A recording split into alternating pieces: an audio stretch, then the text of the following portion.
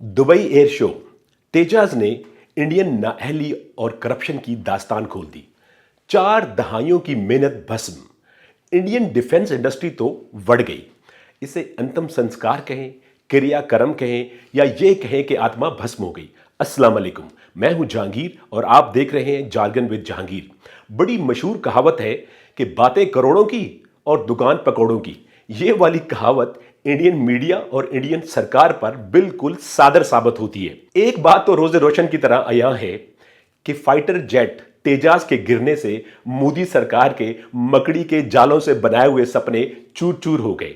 India का pride कहलाने वाला तेजाज फाइटर जेट गिरा और फिर जलकर भस्म हो गया। दुबई के एयर शो में इंडियन डिफेंस इंडस्ट्री दुनिया को यह बताना चाहती थी कि वो किस लेवल और किस महारत के जहाज तैयार कर रहे हैं, लेकिन जब उनका यह जहाज गिरा तो उनके इस दावे की कली खुल गई और उनकी हंडिया बीच चौराहे टूट गई। हांडी बीच चौराहे टूटने वाली बात को जरा एक्सप्लेन करते हैं।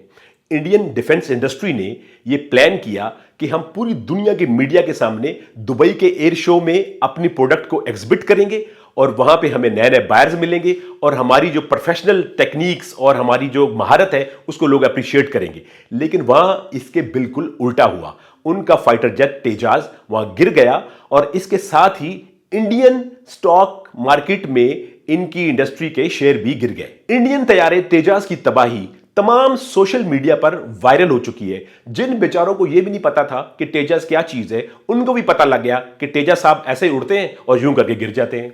इंडियन डिफेंस इंडस्ट्री की तो बैंड बज गई और तेजाज बनाने वाली कंपनी के शेयर फॉरेन मार्केट में गिर गए। इंडियन मीडिया और उसके ट्रोलर्स जो हर वक्त तैयार बैठे थे और वो ये समझते थे इतने कॉन्फिडेंट कि हम किसी की बात को भी और किसी भी ट्रोल को हम यूं जवाब देंगे, उनकी बोलती ऐसे बंद हुई कि जैसे वो है ही नहीं। तेजस की तबाही के बाद हर तरफ मीम्स की बहार है।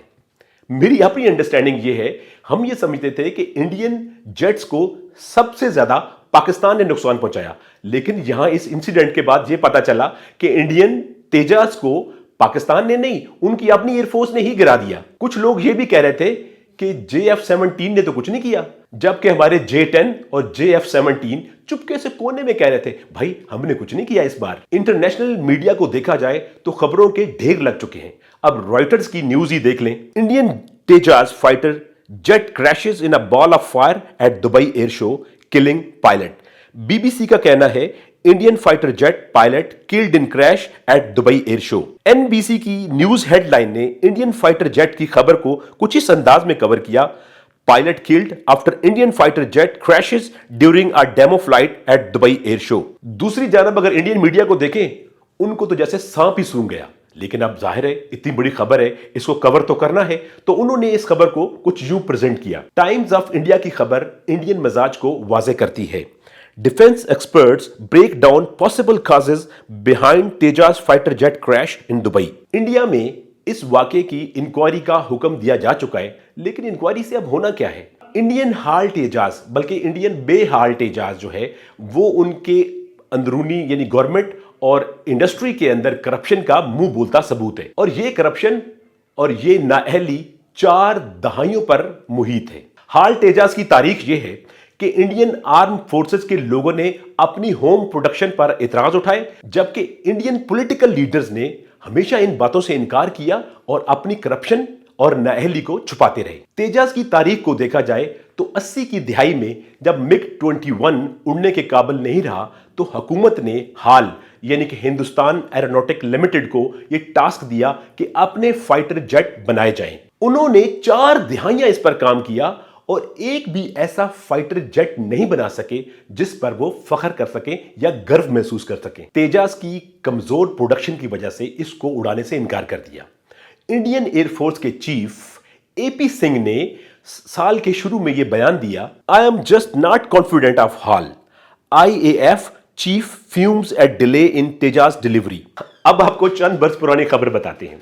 इंडियन हुकूमत ने इंडियन नेवी को फोर्स किया कि वो भी तेजाज का एक वेरिएंट इस्तेमाल करें, लेकिन नेवी ने इसकी कमजोर प्रोडक्शन की वजह से बिल्कुल साफ इनकार कर दिया। इस खबर को 2 दिसंबर 2016 को टाइम्स ऑफ इंडिया ने यूं लिखा, navy rejects Tejas, says overweight fighter does not meets its requirement. Tejas दुनिया का वाहिद फाइटर जेट है जिसकी 38 प्रोटोटाइप्स बनाई गई, लेकिन अभी तक इंडियन एयरफोर्स इसको उड़ाने पर तैयार नहीं। दुनिया में किसी भी फाइटर जेट पर इतनी मेहनत नहीं हुई कि हम इसको इस काबिल बना लें कि हमारी एयरफोर्स उड़ाए, लेकिन इंडिया ने भरपूर मेहनत की कि एक न एक दिन हम कामयाब हो जाएंगे कि ये इस काबिल हो जाए कि हमारी एयरफोर्स इसको उड़ा सके। इसी ख्वाब को शर्मिंदा ताबीर करने के लिए हिंदुस्तान एरोनॉटिकल लिमिटेड को और सरमाया दिया गया, उस पर और पैसे इन्वेस्ट किए गए ताकि कहीं ना कहीं करके जुगाड़ करके एक ऐसा जहाज बना ले जो कि हमारी एयरफोर्स भी इस्तेमाल कर सके। इसी साल जब इंडियन एयरफोर्स का सामना पाकिस्तान की एयरफोर्स से हुआ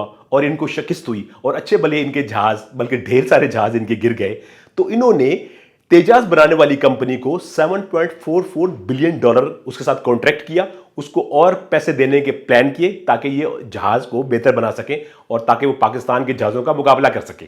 और इतनी बड़ी इन्वेस्टमेंट के बाद ये उससे एक्सपेक्ट कर रहे हैं कि 2035 तक यानी 2035 तक पहली डिलीवरी आ जाएगी। ये डिलीवरी कहीं वो वाली डिलीवरी साबित ना हो जाए। अब ना जाने ये पैसे कहां जाएंगे, किस किस की जेबें भरेंगी और कहां कहां करप्शन होगी। अब देखते हैं कि ये 2035 तक भी कुछ जहाज बना पाते हैं या सिर्फ अपनी आवाम को और दुनिया को बेवकूफ बनाते रहेंगे। इसीलिए मेरा ये ख्याल है इस सारे एनालिसिस के बाद कि मोदी किसी कोने में बैठ के ये कह रहा होगा, ओ तेजा तुझे क्यों भेजा। ये प्रोग्राम खत्म करने से पहले मैं सिर्फ स्पेशली अपने इंडियन व्यूअर्स को एक पैगाम देना चाहता हूं। जब भी कोई हादसा होता है, हमें बीइंग ए ह्यूमन हमें भी दुख होता है, उसमें जो फौत होते हैं या जो मरते हैं उनका हमें भी दुख होता है, लेकिन मसला हमें तब है जब आपका मीडिया और आपकी सरकार लंबी जबान लेकर सबकी बातें करती है, तो फिर हमें भी मौका मिलता है कि हम उनकी वोट लगाएं। अदरवाइज इंसान होने के नाते हमें भी दुख होता है कोई ऐसा हादसा हो तो। उम्मीद है आज का शो आपको अच्छा लगा होगा, आपके कमेंट्स को हम अप्रिशिएट करेंगे। Till next show, good bye.